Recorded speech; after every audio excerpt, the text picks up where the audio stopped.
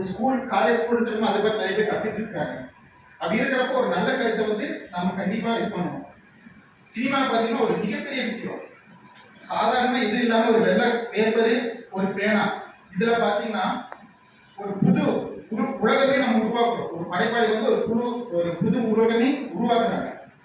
சாதாரண ஒரு ஸ்கிரிப்ட் எழுதுறதுக்கு ஃபியூச்சர் ஃபிலிமுக்கு பார்த்தீங்கன்னா ஒரு 6 மாசத்துல இருந்து ஒரு வருஷம் 1.5 வருஷம் அந்த மாதிரி ஸ்கிரிப்டுக்கு டைம் இருக்கும்.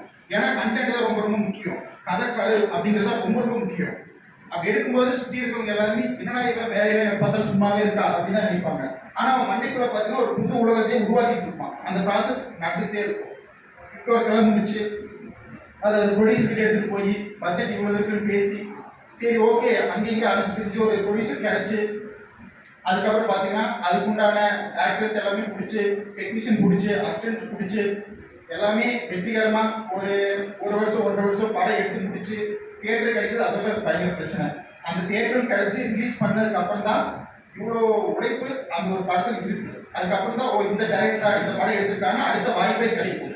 இதை நடுவில் ஏதாவது ஒன்று சொதப்பினா கூட அவங்களுடைய வாழ்க்கையே போச்சு. அவருடைய வாழ்க்கை மட்டும் இல்லாமல் அதில் ஒர்க் பண்ணவங்களோட வாழ்க்கையே போச்சு. நிறைய படங்கள் பார்த்தீங்கன்னா எடுத்து முடிச்சு திரையிடாமல் நிறைய படங்கள் இருக்கு. பல பேருடைய உழைப்பு வந்து வீணா அங்கே தேடி கிடக்குது அப்படின்னு ஒன்று. இது பெரிய படத்துக்கு உண்டான பிரச்சனை. அப்படின்னா இதை விட மிகப்பெரிய பிரச்சனை ஷார்ட் ஃபிலிம் எடுக்குது. ஏன் அப்படின்னா ஃபர்ஸ்ட் ப்ரொடியூசர் கிடைக்க மாட்டாங்க. யாருமே ஷார்ட் ஃபிலிம் ப்ரொடியூஸ் பண்ண மாட்டாங்க.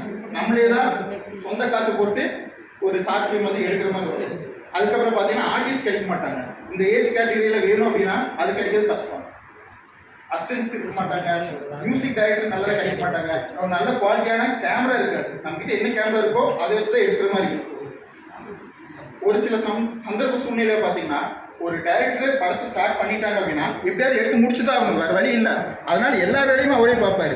ஒரு அசிஸ்டன்ட் இல்லைனாலும் அந்த வேலையை பார்க்க தான் வேணும். ஒரு எடிட்டர் இல்லைனாலும் எடிட்டர் எப்படின்னு கற்றுக்கிட்டு எடிட் பண்ணி தான் ஆகணும். மியூசிக் இல்லைனாலும் மியூசிக் அவர் தான் பண்ணி ஆகணும். அவருக்கு ஒரே இது அவருடைய அந்த படிப்பு வந்து பார்த்து நிற்கக்கூடாது. கஷ்டப்பட்டு அது மக்களுக்கு வந்து போய் சேரணும் அப்படிங்கிறதுக்காக எடுப்பாங்க. எல்லா ஒர்க்குமே பார்த்தீங்கன்னா அந்த டைரக்டரே அவருடைய தலையில் போட்டு எடுத்து முடிச்சிருவாங்க. இப்படி ரிலீஸ் பண்ணதுக்கப்புறம் கூட ப்ரொமோஷன் நம்மளால் அதிகமாக பண்ண முடியாது. நம்ம எதில் ரிலீஸ் பண்ண போகிற ஓடிடி பிளாட்ஃபார்ம் அதிகமாக கிடைக்காது. சரி யூடியூப்பில் ரிலீஸ் பண்ணால் ரிலீஸ் பண்ணுவோம், அதிக வியூஸும் போகாது. இதுக்கு தானே இவ்வளோ நாள் கஷ்டப்பட்டோம் அப்படின்ட்டு ஒரு ஏக்கம் வந்து கண்டிப்பாக வந்துடும். இவ்வளோ கஷ்டத்தை தாண்டி தான் ஒரு ஷார்ட் ஃபிலிம் எடுக்கிறாங்க. ஏன்னா நாங்கள் வெப் சீரிஸ் எடுத்திருந்தோம். கிட்டத்தட்ட ஒரு மூவியாக ரிலீஸ் பண்ணும்போது 2.5 மணி நேரம் ஃபுட்டேஜ் வந்துச்சு. கிட்டத்தட்ட 50 பேர் ஒழிச்சிருக்காங்க. எங்களுக்கு ஆக்டர்ஸ் கிடைக்கல. ஒரு 2 பேர் 3 பேர் தான் ஸ்டார்ட் பண்ணோம். எங்கள் டீம் அவ்வளோதான் இருந்தாங்க. அதுக்கப்புறம் ஒவ்வொருத்தராக வந்தாங்க. நிறையா புது மனிதர்கள் வந்து நாங்கள் மீட் பண்ணுற மாதிரி இருந்துச்சு. சொல்லணும்னா ஒரு தள்ளுவண்டி கடை வச்சிருக்கிறவங்க இன்னும் ஒரு சீனுக்கு நான் அடிக்கிறீங்களா எனக்கு அது வராதே பண்ணுவார். பரவாயில்ல உங்களால் வர முடிஞ்ச அளவுக்கு பண்ணுங்க அப்படின்னா சூப்பர் ஆக்ட் பண்ணுவார். ஒரு நம்ம ஹீரோவை பார்க்கறவங்க கூட சூப்பர் ஆக்ட் பண்ணுவாங்க. ஆனால் பார்த்தீங்கன்னா எனக்கு ஏதோ அப்போ இன்ட்ரெஸ்ட் இருந்துச்சுப்பா இப்படியெல்லாம் பண்ணணுன்ட்டு, ஆனால் அதுக்கான வாய்ப்பு எனக்கு கிடைக்கல, அதனால எப்படி இருந்துட்டு அப்படிப்பாங்க. அப்போதான் சுற்றி பார்க்கும்போது நம்மளை சுற்றி ஏகப்பட்ட டேலண்ட் இருக்காங்க. அவங்கெல்லாம் பார்த்தீங்கன்னா சென்னை போனால் தான் சினிமா அப்படிங்கிற ஒரு நிலவு இருக்குது. ஆனால் நிறைய பேருக்குனால சென்னை போகிற வாய்ப்பு கிடைக்கிறது இல்லை. ஏன்னா அங்கே தங்குறது நம்ம செலவு எல்லாம் இருக்குது. அதையும் மீறி அங்கே சென்னை போனால் யாரோ ஒரு கான்டாக்ட் வேணும். அந்த கான்டாக்ட் நம்மளுக்கு கிடைக்கல. இதையும் தாண்டி லக்கு வேணுங்கிறாங்க.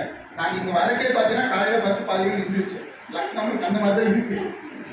அப்படி இருக்கிறப்போ ஒரு இந்த ஊரில் பிறந்துட்டு சினிமா துறையில் ஆர்வம் இருந்துட்டு எல்லா டேலண்ட் இருந்தாலும் கூட அந்த சினிமாவில் கான்டாக்ட்ஸ் தெரியல அப்படிங்கிறதுக்காக நிறையா டேலண்டான பர்சன் பார்த்தீங்கன்னா அப்படியே தான் இருக்காங்க. இன்னும் பார்த்தீங்கன்னா நாங்கள் நிறைய பேரை மீட் பண்ணுற மாதிரி இருந்துச்சு. அதில் பார்த்தீங்கன்னா ஒரு 60-70 வயசு இதில் பெரியவங்களும் இருப்பாங்க. அவர் பார்த்தீங்கன்னா ஒரு புக் எடுத்து வராரு. இதெல்லாம் நான் அப்போ ரெடி பண்ணி வச்சிருந்தேன், ஷார்ட் ஃபிலிம் எடுக்கணும், மூவி எடுக்கணும் அப்படின்ட்டு. ஆனால் அதுக்கான வாய்ப்புகள் எனக்கு எதுவுமே கிடைக்கலப்பா, இது முன்னால் முடிஞ்சால் எடுங்க அப்படின்னு சொல்லி பண்ணுறாங்க. அப்போ தெரியுது நம்மளுக்கு முன்னாடி நிறைய பேர் ட்ரை பண்ணியிருக்காங்க. ஆனால் அந்த பாதி பார்த்தீங்கன்னா அந்த பையனும் ரொம்ப கஷ்டமாக இருந்திருக்கு. அதனால பாதியிலே நிறைய பேர் நின்று இருக்காங்க. அவங்களோட டேலண்ட்ஸ் எல்லாமே அப்படிதான் இருக்குது. நாங்கள் முடிஞ்ச அளவுக்கு டேலண்டான பீப்புள்ஸ் எல்லாமே சேர்த்து ஏதோ பண்ணலாம் அப்படின்ட்டு மூவி மாதிரி எடுத்தோம். இப்போவும் எடுத்துகிட்டு இருக்கோம். அடுத்தடுத்து பார்த்தீங்கன்னா ப்ரீமேட்ஸ் இதனுடைய மூவி சர்ச் பண்ணினாவே இருக்கும். ஒரு 17,000 வியூஸ் போயிருக்கு. இது வந்து இயற்கையாகவே பார்த்தீங்கன்னா எங்களுக்கு படம் நல்லா இருந்ததுனால அவ்வளோ வியூஸ் போயிருக்கு. ஒரு நல்ல வரவேற்பு கிடைச்சது. இதை நான் எதுக்காக சொல்கிறேன் அப்படின்னா நம்ம ஒரு படைப்பு எடுக்கிறோம் அப்படின்னா அடிபட்டு காயப்பட்டு சொந்தக்காரங்கிட்ட என்னடா எப்படி பண்ணிட்டு இருக்கான் அப்படின்ற நிறைய பேர்கள் எல்லாமே வரும். அதெல்லாம் தாண்டி நம்மளுக்கு ஒரு உந்துதல் தர ஒரு சக்தி என்ன அப்படின்னா அதை பார்த்துட்டு யாராச்சும் ஒருத்தர் நல்லா இருக்குப்பா சூப்பரா பண்ணிருக்கீங்க அடுத்தது பண்ணு சொல்றோம் பார்த்தீங்களா, அதுதான் நம்ம பட்ட காயத்துக்கு ஒரு மிகச்சிறந்த மருந்து. அது போக இந்த மாதிரி விருதுகள் இருந்தா இது கிடைக்கும் போது பார்த்தீங்கன்னா அடுத்து நம்ம இன்னும் பண்ணணும் அப்படின்ற ஒரு உந்துதல் வரும். அந்த உந்துதல் நம்மளுக்கு இன்னும் நிறைய படைப்புகள் வந்து நம்ம உருவாக்குவோம். ஏன்னா பார்த்தீங்கன்னா நான் ஜாப் போய் தான் இருந்தேன். ஜாப் ரிசைன் பண்ணிட்டு ஏதாவது பண்ணணும் அப்படிங்கிறதுக்காக தான் எல்லாரும் சேர்ந்து ஒரு டீமாக ட்ரை பண்ணோம். கிட்டத்தட்ட ஒரு 1.5 வருஷமா ட்ரை பண்ணிட்டு இருக்கோம்னு நினைக்கிறேன். இப்போதான் யூடியூப் அப்படின்னு ஓரளவுக்கு கொஞ்சம் ரீச் கிடைச்சி நாங்களும் பண்ணிட்டு இருக்கோம். அடுத்தடுத்து கண்டிப்பாக நிற்காம நிறையா பண்ணுவோம். நம்மள மாதிரி பழைய பழைய இருக்கிறேன்னு சொல்றது ஒன்றே ஒன்றுதான்.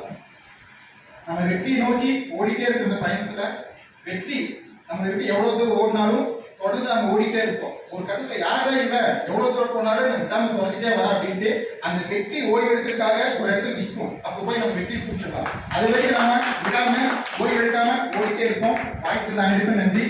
டீம் மெம்பர் 2 பேர் வந்திருக்காங்க. அவங்களும் அவங்களோட எக்ஸ்பீரியன்ஸ் ஷேர் பண்ணுங்க.